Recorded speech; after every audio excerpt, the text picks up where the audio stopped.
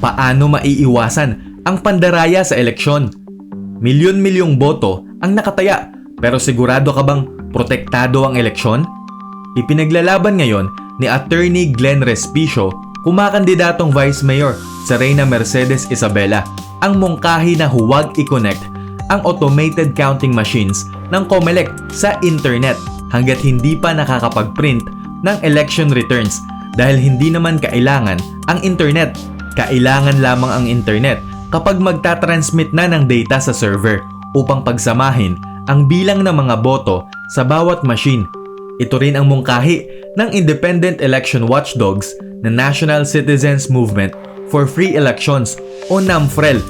Babala naman mula sa Cybersecurity and Infrastructure Security Agency ng US na kapag ang election system ay may access sa internet, mas madali itong mapasok ng malware na maaaring baguhin ang datos ng boto.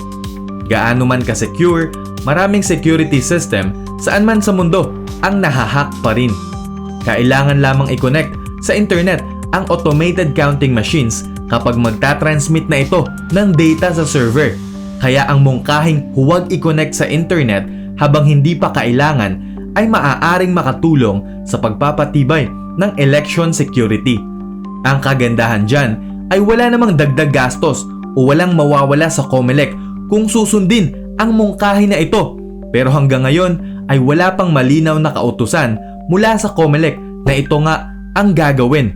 Sa tingin mo, ano pa ang mga pwedeng gawin upang maiwasan ang dayaan sa eleksyon?